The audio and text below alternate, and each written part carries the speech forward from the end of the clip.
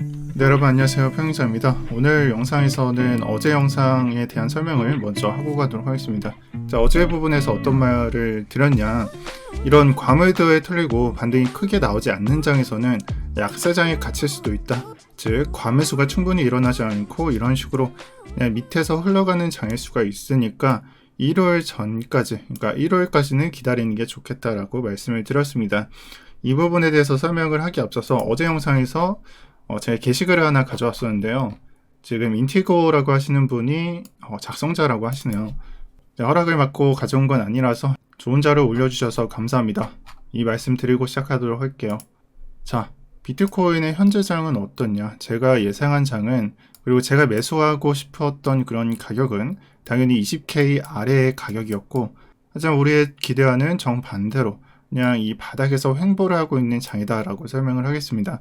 이러한 장이 일어나는 이유는 나스닥이 하락 이후에 바닥을 탐색하는 구간이라서 쉽게 뚫리지도 않고 적당한 지지를 만들어 주다가 이 구간에서 횡보를 하면서 현재 가격이 정체되어 있다라고 볼 수가 있겠습니다. 자, 그럼 제가 영상 초반부에 1월까지 조금 기다려 달라라고 말씀을 드렸지만, 나스닥이 개장이 되고 이 가격이 반영되는 시기가 언제냐? 월요일 오전 6시입니다. 그래서 월요일 오전 6시 경에 이 가격이 반영이 되면서 위로 갈지 아래로 갈지가 결정이 됩니다. 이 부분에 따라서는 우리가 일요일이 아닌 월요일까지 기다릴지도 모르겠다라는 결론을 내릴 수가 있습니다. 이 부분에서 말씀을 드릴 수 있는 것은 나스닥의 개장 시간이 월요일 오전 6시이기 때문에 그때 방향성이 위나 아래로 급격하게 나올 수도 있다라는 점을 말씀드리고, 하지만 여기서 좀 강조를 드리고 싶은 거는 여기서 위로 가나 아니면 아래로 가나 그 방향성이 이 나스닥의 전체 방향성을 대표하지는 않는다 라고 말씀을 드릴 거고요.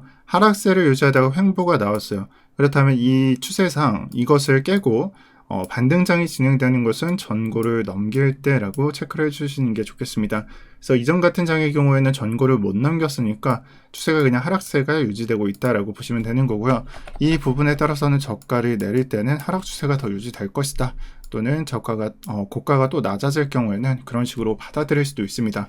그리고 나스닥의 이러한 부분, 지금 진행되고 있는 장의 경우 비트코인은 그냥 거의 100% 따라간다. 즉 나스닥이 저가가 뚫릴 때는 비트코인도 여지없이 지지없이 그냥 뚫릴 것이다 라고 보셔도 좋습니다.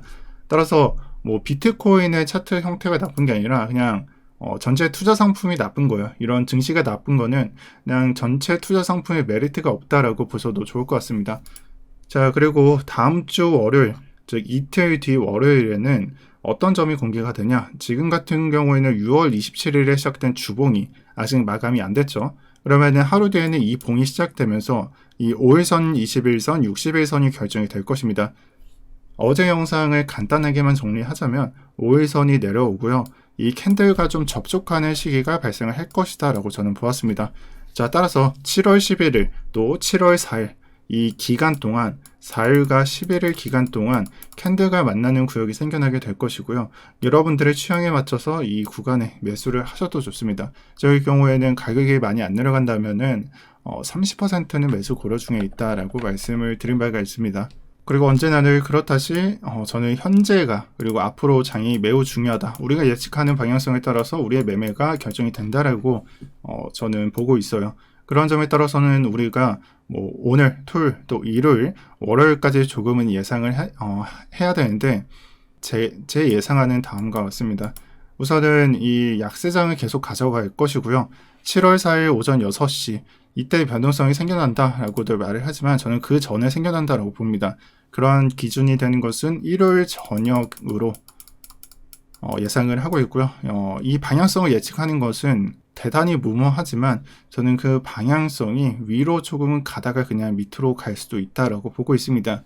제가 이렇게 확신을 드리지 않는 이유는 굳이 여기서 방향성을 제시드리지는 않을 거고요. 다만 위로 가는 경우에도 이전과 똑같이 그냥 휩쓸어 나올 수 있다는 부분을 참고하면서 저는 매매를 할 것 같습니다.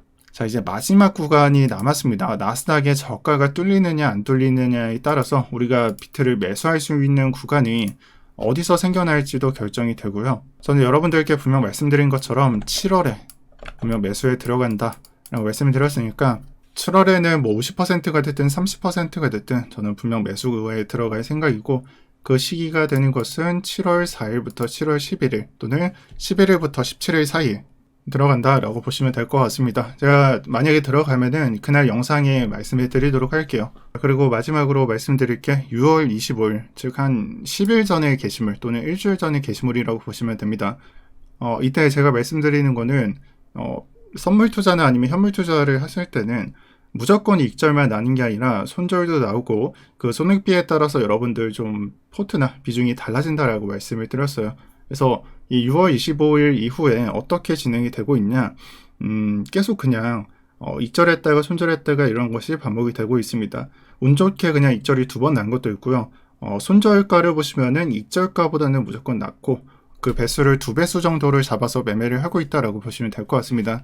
이런 말을 드리는 이유는 제가 뭐 선물방을 모집한다 또는 현물방을 모집한다 이런 말을 하는 게 아니라, 참고로 저 같은 경우에는 한 3개월 정도 됐죠. 더 이상 신규를 받지 않고 있고, 하지만 제 영상에 댓글을 보시면은 저희 웰시 투자그룹의 트레이더가 운영하고 있는 방을 무료로 여러분들께서 이용을 하실 수가 있습니다. 그래서 관심 있으신 분들은 이거 누르시고 카카오톡 켜주시면은 카톡으로 메시지만 보내주시면 참여를 하실 수가 있으니까 많은 참여 부탁드리고요. 현재 저희 웰시 투자그룹에서 준비한 트레이더는 총 3명으로 각각의 장점이 있는 전문가들입니다.